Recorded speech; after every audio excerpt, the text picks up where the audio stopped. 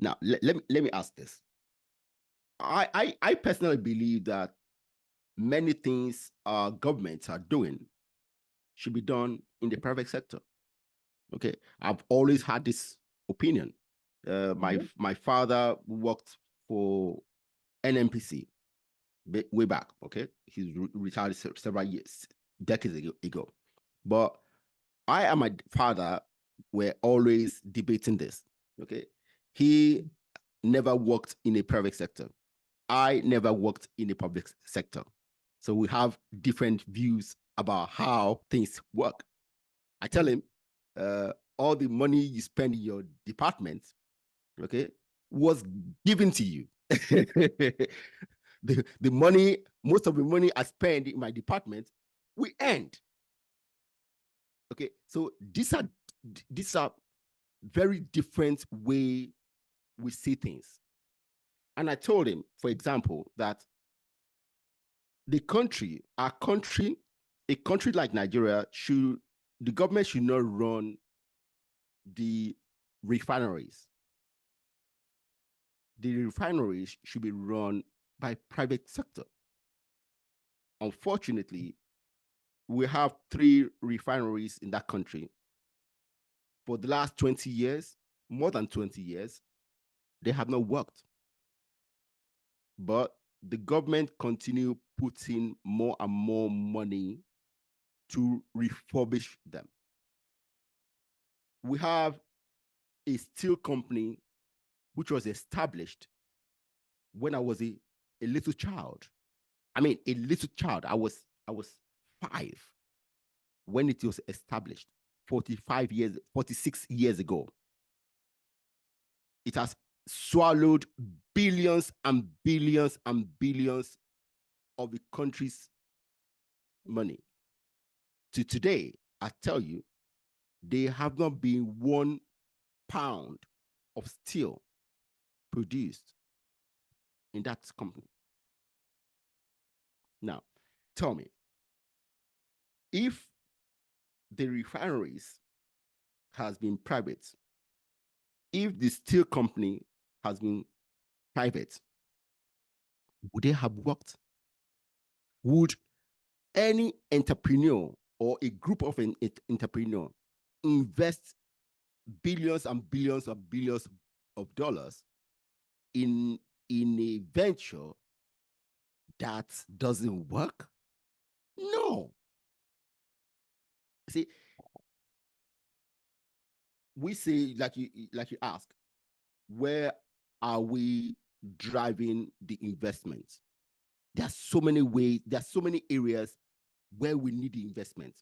Now, our governments borrow money for short-term wins, for political wins.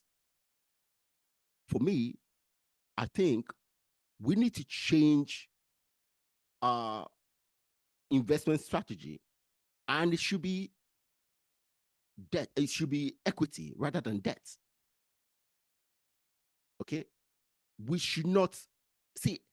I don't know how we do it, because politicians are more powerful than us. They don't care about what we think. Okay, they would still borrow money for their immediate wins, but we need equity. We need partners who bring their expertise, bring their machinery, and invest in so many sectors in our economy. I mean, that's my view. Okay. You know. That's not without its problems. Yeah, of course. And this is not to say that, you know, governments shouldn't run certain things. I think the very idea of governance is to protect vulnerable people.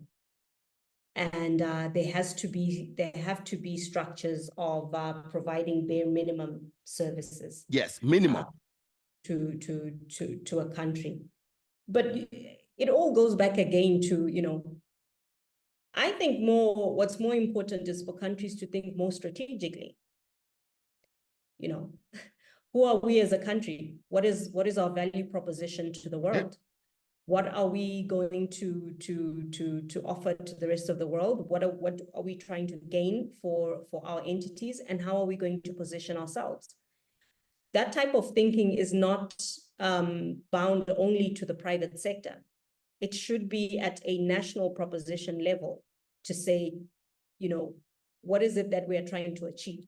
This is what makes the countries that do work in terms of their governance and what they're able to provide for their citizens and opportunities and keep their industries going. That's the basis that they come from.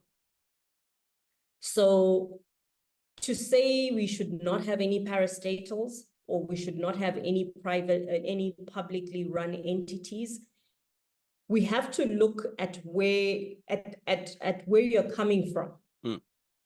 If you're coming from a low base, and you're coming from a base where you don't have the funds, you don't have the infrastructure. Firstly, you don't have the infrastructure. You don't have the luxury of throwing that out entirely into the private sector. Okay. But I think that the needs are so different in each country, and it depends what base they're coming from. Where it works or it doesn't work, the reasons are to do with how it is run. Yeah. Even if it's a private entity, the question is, how is it being run? If it's a public entity, the question is, how is it being run? That's really what it boils down to. I think we've seen across the board privatization, and it's, governments should get out of this, governments should get out of that. That's an important question, but it doesn't protect the country and doesn't set up the country for success necessarily. Because you can invite investors across the board. You can invite them and they can come, and you can end up in deals that are not beneficial to anyone. They're not beneficial to the locals. There's no employment that's provided. There's a lot of that revenue does not stay in the country, so it's not benefiting the economy. So you can fully privatize, but end up even, doing worse damage than the other way around. Now, so I think why does that happen? Situational. Why does that happen when entities formerly run by governments are privatized and they do worse? Why? Like I said, it's all about how things are run. If they do great, it's because they're being run well. It's about the policy environment that they're existing in. It's about the decisions that both public and private actors are making and how well they are working together. In places where it works, there are strong relationships between public and private. Everyone is driving towards a general same direction. But if we're doing stomach politics, as